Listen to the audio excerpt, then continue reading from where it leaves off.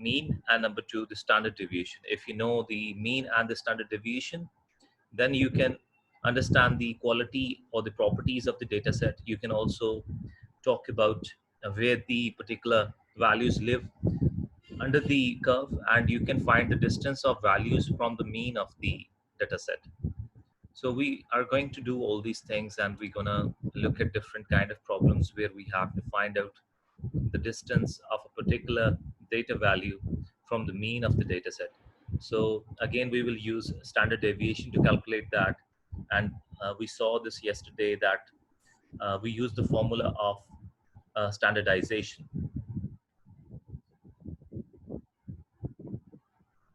So standardization is a process through which we convert different types of scores into standard scores. So the formula was Z is equal to X minus mu divided by sigma. As I told you, there are two major characteristics in every standard normal distribution, and they are the mean and the standard deviation. If you have bigger standard deviation for a data set, that shows that the standard deviation has a spread. So we actually denote the spread of any distribution with sigma, with standard deviation. So any distribution who has bigger sigma, that will have more spread, and any standard deviation, any distribution that has low standard deviation sigma will have less spread.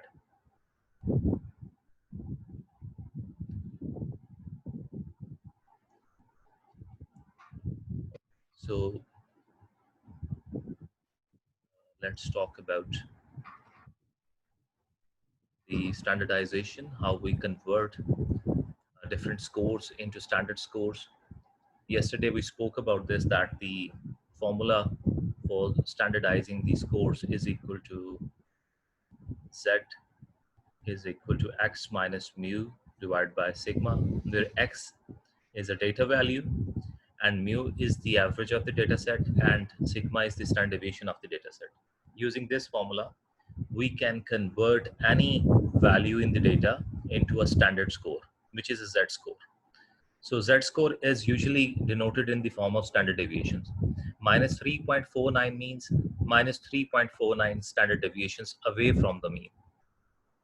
Okay, so using these values, we look into the standard normal distribution table, and from that table, we try to find out the area in the percentage form, that how far away the value actually lies in the actual data set. So yesterday we saw one example of these data values, and one data value that we looked into this table was 2.71. So first you look into the first column where you see the first decimal point, which is 2.7, and the second decimal point is seen in the first row. So 2.71 will be divided into two portions. 2.71 will be distributed into 2.7 plus 0.01. So we're gonna look 2.7 into first column and 0.01 into the first row. And where they intersect, that is the value which is the value of interest. So we have 0.9966, which is equivalent to 99.66%. Okay, so here is an example that is about the negative scores. So when you go today after the lecture into the book, you start reading the book, look for the table. I will show you the table later on in this class. There are two portions of the table. One is the negative portion, which has only the negative values. The other one has positive values. So the negative values are used for negative standard scores. If you get your standard score into negative form, you don't have to worry about that. The negative only denotes that the values actually falls towards the left of the mean. So every value that falls to the left of the mean would be in negative terms. So for that, we have a separate table. and for all the positive values we have separate table. So when we look at minus 0.25, we can distribute that into minus 0.2 plus 0.05. So this minus 0.2 is going to be looked into the first column, and 0.05 will be looked from the first row. So where they intersect with each other, that is the value that we really need. So here you can see that we looked minus 0.02 into 0.05, and the value we got was 0.4013. इस value का क्या मतलब है? What does this value denotes? This value denotes that जिस value का ये standard score है, हमारे पास एक x वैल्यू थी, उसका ये स्टैंडर्ड स्कोर है, वो x वैल्यू जो है वो मीन से कहाँ पे फॉल करती है?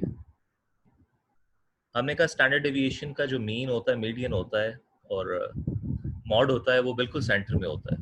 50% डेटा उसकी लेफ्ट साइड पे होता है और 50% डेटा राइट साइड पे होता है।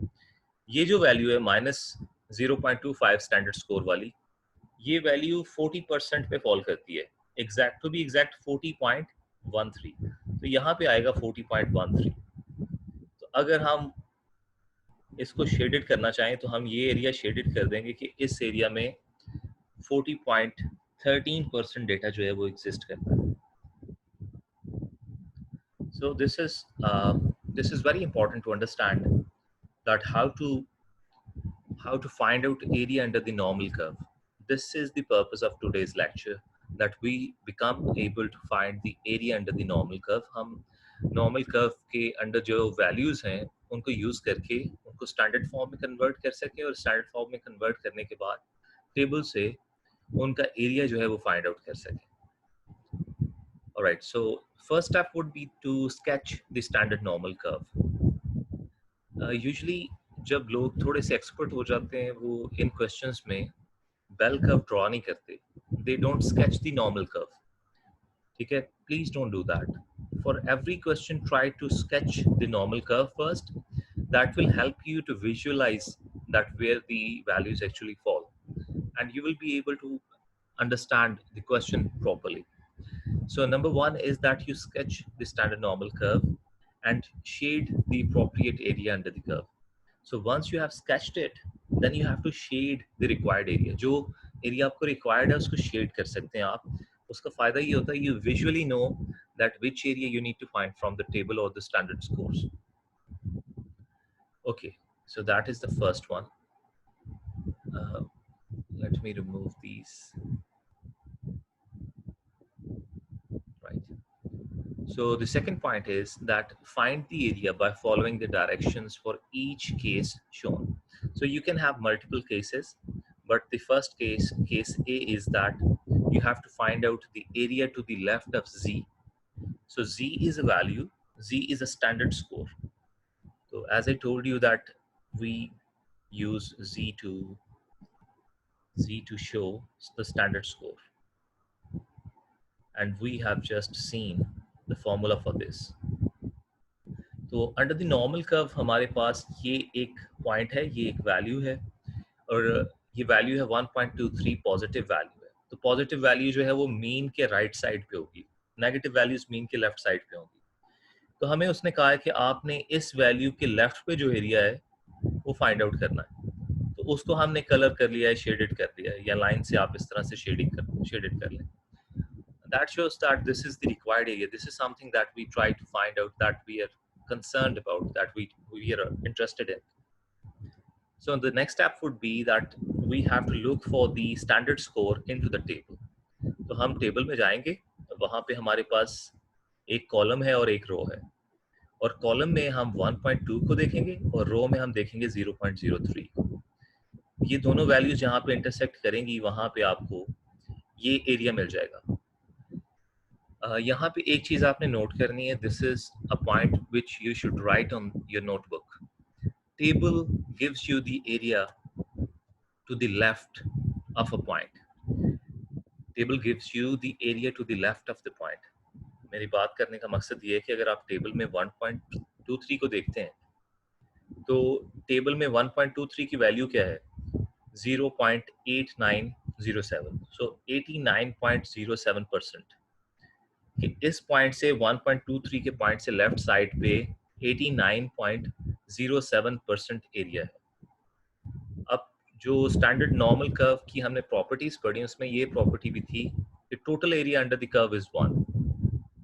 If total area under the curve is 1 which is 100%, तो 100% में से 89.07% अगर हम माइनस कर दें तो हमें ये वाला एरिया मिल जाएगा जो कि शेडेड नहीं है, जो कि राइट साइड वाला है। ठीक है, so this right side area and this left side area, if you add them they give you 100%। so remember table में जितनी भी वैल्यूज हैं वो आपको उस वैल्यू से लेफ्ट का एरिया बताएंगे। अगर आपको राइट वाला एरिया फाइंड आउट करना है, वैल्यू के राइट में जो एरिया है, अगर वो आपसे पूछता है to the right of z value, तो फिर आपको क्या करना होगा, फिर आपको टेबल में जो गिवन वैल्यूज हैं उनको 1 में से डिडक्ट करना होगा। Okay, let's see more examples. So there can be one case where you have to find the area to the right of the z value. So again 1.23 value है और left वाला area हमने find out किया था जो कि 89.07% था। लेकिन now the requirement is not the left area, requirement is what, the right of z। सो ये जो पॉइंट है 1.23, इसके राइट वाली जो एरिया है कर्व में वो रिक्वायर्ड है। तो how can we find out that? Total area is 1 में से 0.8907 माइनस कर देंगे तो हमारे पास 10.93% बचता है। तो this remaining right side area is 10.93। So this is how we find out the area under the normal curve. All right. So there is another case where we have to find out the area between different points, that you have to find out the area between two different points. For example, यहाँ पे हमारे पास दो standard scores हैं, एक है 1.23 और दूसरा है 0.75, लेकिन 0.75 नेगेटिव है, ये मीन की लेफ्ट साइड पे। तो जब भी आपने दो डिफरेंट वैल्यूज के दरमियान का एरिया फाइंड आउट करना है, रिमेंबर जब भी आपने दो डिफरेंट वैल्यूज के दरमियान का एरिया फाइंड आउट करना है तो आप दोनों स्टैंडर्ड स्कोर्स को टेबल में देखेंगे, ए एंड बी, दोनों स्टैंडर्ड स्कोर्स को आप टेबल में देखेंगे। ठीक है, फिर आप क्या करेंगे, जो ग्रेटर वैल्यू उसमें से माइनस कर देंगे लोअर वैल्यू को। टेबल में से दोनों की वैल्यूज को देखा, अब यहाँ पे 1.23 को टेबल में देखा तो वैल्यू आई 0.8907, माइनस 0.75 को देखा तो वैल्यू आई 0.2266। तो 0.8907 बड़ी वैल्यू है, उसमें से क्या माइनस कर देंगे, 0.2266। तो आपके पास क्या एरिया आ जाएगा, आपके पास ये एरिया आ जाएगा 66.41%। सो ये दरमियान का एरिया है। इसको अगर आप इंट्यूटिव टर्म्स में यानी कि सोचने के लॉजिकली अगर इसको सोचें तो जो हमारे पास 89% एरिया है वो ये टोटल है, वो ब्लू वाला है, लेकिन हमें पूरे का पूरा ब्लू वाला तो नहीं चाहिए, उसमें से सिर्फ हमें ये ब्लैक वाला चाहिए। तो ये बाकी का हम अगर 22% निकाल देंगे तो 66.41 जो है वो हमारे पास अवेलेबल रहेगा। तो यहाँ पे आप देख सकते हैं कि कैसे उसने इन दोनों वैल्यूज को जो है यूज किया है, बिगर वैल्यू में से स्मॉलर वैल्यू जो है उसको माइनस कर दिया है, तो आपके पास जो दरमियान वाला एरिया वो आ गया। Okay, people are still joining the class, right? So again there are some examples which you can use to find the area under the normal curve. ये उन्हीं चीज़ों की examples हैं। This is the normal curve. First of all आपको question given है, आपने draw करनी है normal curve, उसमें आपने वो पॉइंट जहाँ पे ये -2.33 है, अब माइनस है तो ये मीन के लेफ्ट साइड पे आएगा। अगर ये वैल्यू 1 के करीब होती, 1.23 होती, तो हम थोड़ा मीन के पास लिखते। अब -2 है तो थोड़ा मीन से दूर लिखेंगे, -3 होती तो और भी दूर लिखते हैं। ठीक है, तो यूजुअली दो से ज़्यादा वैल्यूज जो इतनी भी होती हैं वो तकरीबन इतने फासले के दूरी पे हम लिखते हैं। और ये सब जो है ये आपने स्केल से मेजर नहीं करना, बेसिकली ये आप पे डिपेंड करता है। अगर आप यहाँ पे भी निशान लगा देते -2.33 का तो उसमें कोई टेंशन वाली बात नहीं है, लेकिन टेबल आपको -2.33 के लेफ्ट का एरिया बताएगा, तो यहाँ पे भी लेफ्ट का ही चाहिए, लेफ्ट ऑफ जेड। तो टेबल से बस एरिया देखें तो आपको पता चल गया कि -2.33 से लेफ्ट का एरिया है 0.9%। 0.0099 जो है वो परसेंटेज फॉर्म में 0.9% होगा, 1% से भी कम एरिया है। Right. So next is that you have to find the right of a point. तो right of point क्या कैसे find out करेंगे? that first of all आप कर्व ड्रॉ करेंगे, उस पॉइंट को लिखेंगे, उस पॉइंट को लिखने के बाद आप वो एरिया शेडेड करेंगे जो एरिया रिक्वायर्ड है। अब यहाँ पे राइट साइड का एरिया रिक्वायर्ड है तो आप राइट साइड के एरिया को शेडेड कर देंगे, और उसके बाद 0.94 जो कि आपकी जेड वैल्यू है, जेड वैल्यू को आप टेबल में देखेंगे, और टेबल में देखेंगे तो आपको पता चल जाएगा कि 82.64%, यानी कि इस पॉइंट से जो राइट साइड का एरिया है, राइट का area, that is equal to 82.64%। लेकिन ये राइट का, sorry I think doing a mistake है, लेफ्ट का एरिया जो है वो क्या है, लेफ्ट का एरिया जो है दैट इज 82.64%। सो लेफ्ट का एरिया हमें नहीं चाहिए, हमें चाहिए राइट का एरिया। तो राइट के एरिया के लिए हम लेफ्ट के एरिया को 1 में से माइनस करेंगे तो हमारे पास 17.36% आ जाएगा। अब दो पॉइंट्स के दरमियान का एरिया अगर हमें चाहिए तो उसको हम शेडेड करेंगे, टेबल में से दोनों जेड वैल्यूज को देखेंगे, जो बड़ी वैल्यू होगी उसमें से छोटी वैल्यू को माइनस कर देंगे, हमें जो सेंट्रल एरिया चाहिए था वो हमें मिल जाएगा, the area between two points. Okay, so इसका प्रोबेबिलिटी से रिलेशनशिप क्या है वो भी हम डिस्कस करते हैं, लेकिन उससे पहले I will take questions if there are any. So guys, if there are any questions you can ask them now.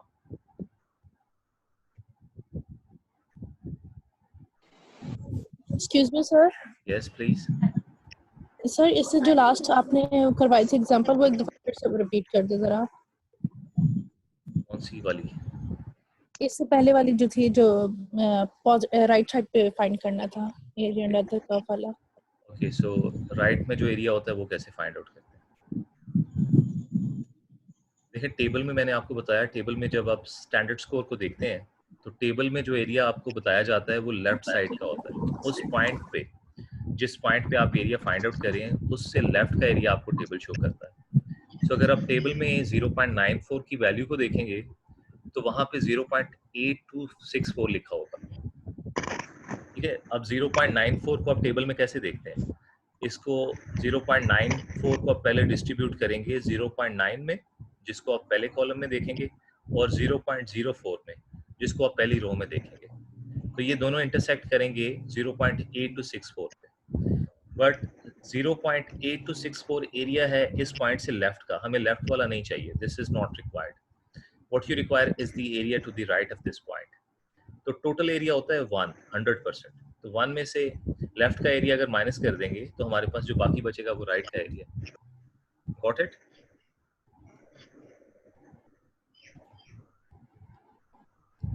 जी समझ आ गई? या और कोई क्वेश्चन है इसमें?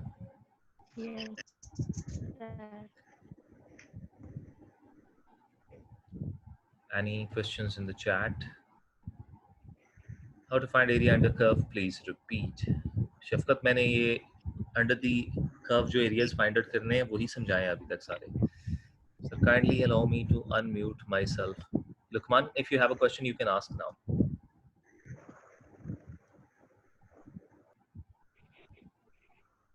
Lukman, are you in the class? Are you there?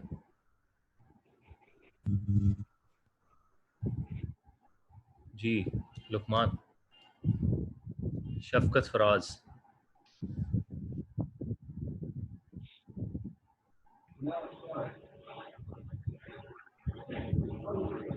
Unmute नहीं हो रहा। Okay, let me try, let me unmute you if that is possible.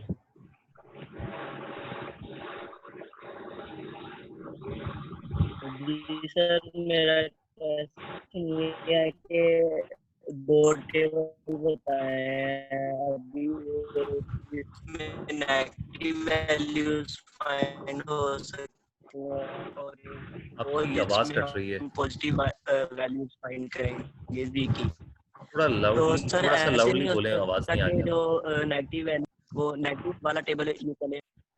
Sir दो टेबल बताए हैं ना वैल्यूज के लिए, एक नेगेटिव वाला है और एक पॉजिटिव वाला है।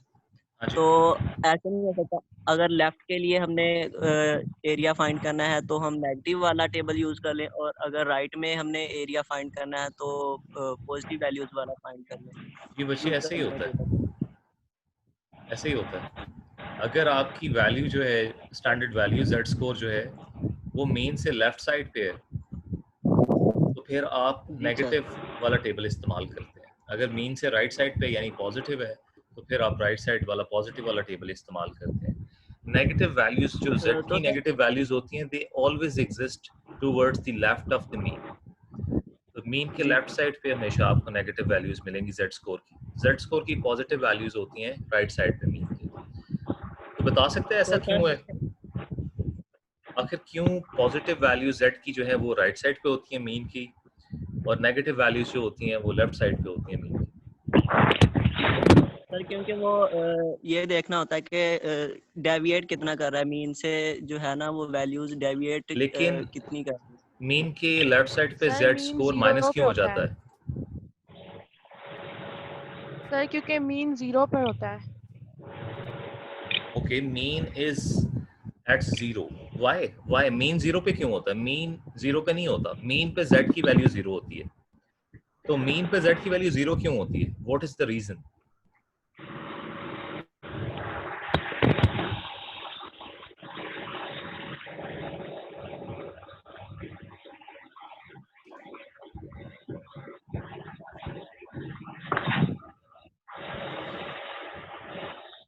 सर ग्राफ में एक्स एक्सिस और नेगेटिव एक्स एक्सिस होता है ना, तो शायद इसलिए। शायद वाली बात नहीं करनी, पहले तो सर आप ये। क्योंकि उस पॉइंट पे एवरेज होता है, इसलिए जी की वैल्यू 0 होगी। मीन पॉइंट पे जो ना चले मैं समझा सारी देता हूँ, वैल्यूज। मैं आप लोगों को समझा देता हूँ। पहले ये टेबल देख लें।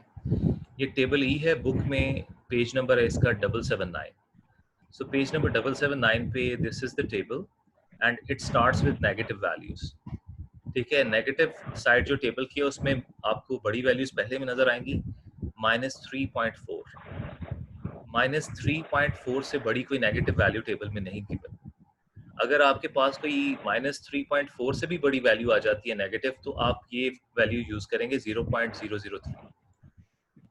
बाकी -3.4 से लेके 0 तक की सारी वैल्यूज इस टेबल में गिवन है।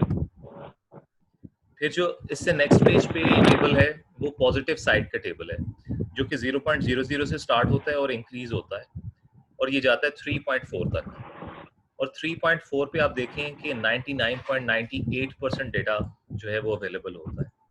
अगर आपके पास कोई भी वैल्यू आती है, ये नीचे लिखा भी हुआ है, for z value greater than 3.49 use 0.9999। तो कोई भी वैल्यू अगर 3.49 से बड़ी आती है तो आप 0.9 जो है उसको यूज करेंगे। ठीक है, तो टेबल देखते कैसे हैं। फॉर एग्जाम्पल आपके पास एक वैल्यू आई है -2.5, तो आप सबसे पहले -2.0 को देखेंगे और इस कॉलम को आप देखेंगे 0.05 में। तो आपके पास इस पॉइंट पे ये इंटरसेक्ट करेगा, which is the value of 0.0202। इस वैल्यू को आप यूज करेंगे। अगर आपके पास पॉजिटिव वैल्यू है 2.5, तो आप 2.5 को, इट डिपेंड्स कि आपके पास 2.5 है 2.05 2.05 को आप 2.0 में, पहला कॉलम जो है 2.0 उसमें देखेंगे, और फिर 0.05 में देखेंगे। तो पॉजिटिव के लिए आपकी वैल्यू है 0.9798। Now I will go back to the standard normal distribution and I will explain that how this is different from how we differ in positive and negative areas. देखें, ये आपकी स्टैंडर्ड नॉर्मल डिस्ट्रीब्यूशन होती है। अब यहाँ पे एक x axis है जहाँ पे आपकी वैल्यूज है। फॉर एग्जांपल एक डाटा सेट है जहाँ पे आपकी वैल्यू है 50 और यहाँ पे एक वैल्यू है 15। 15 पहले आएगी, 50 बाद में आएगी, और यहाँ पे वैल्यू है 85, 85 50 के भी बाद आएगी। अब इनको हम स्टैंडर्ड स्कोर में, जेड स्कोर में कन्वर्ट करते हैं। जेड का फॉर्मूला क्या था? x minus mu divided by sigma. अब मैं यहाँ पे कंसिडर करता हूँ sigma is equal to 10, right. So अब मैं फॉर्मूला यूज करूंगा और सबको जेड स्कोर में, तीनों वैल्यूज को जेड स्कोर में कन्वर्ट करूंगा। 15 minus 50 divided by 10. So this would be equal to 35 minus 35 divided by 10, and this would be equal to minus 3.5. So यहाँ पे 15 पे जो Z score बनेगा that would be minus 3.5. अब 50 पे देखते हैं, 50 minus 50 divided by 10. तो 50 minus 50 is equal to 0, divided by 10 is equal to 0. So यहाँ पे मीन पे z की वैल्यू 0 आती है। इसलिए 0 आती है क्योंकि मीन को मीन में से ही माइनस करेंगे तो आपके पास 0 आएगा। 85 पे देखें, 85 minus 50, 85 my x value, 50 is my mu value divided by 10. So 85 and 50, 35 divided by 10, 3.5. So this is positive 3.5. इस वैल्यू को मैं नेगेटिव के टेबल में देखूंगा, माइनस 3.5 को, पॉजिटिव 3.5 को मैं पॉजिटिव के टेबल में से देखूंगा। So I will get the area between these 2 points if I want. Okay, got this point? समझ आई कि स्टैंडर्ड नॉर्मल डिस्ट्रीब्यूशन में मीन के लेफ्ट साइड पे वैल्यूज नेगेटिव क्यों होती है? इसलिए नेगेटिव होती हैं क्योंकि डाटा वैल्यू जो है वो मीन वैल्यू से कम होती है। जब x वैल्यू मीन वैल्यू से कम होगी तो आपके पास नेगेटिव वैल्यूज आएंगे। जब x वैल्यू मीन वैल्यू से ज्यादा होगी तो आपके पास पॉजिटिव वैल्यूज आएंगे। और जब x वैल्यू मीन वैल्यू के इक्वल होगी तो फिर आपके पास जो मीन पे वैल्यू आएगी वो 0 आएगी।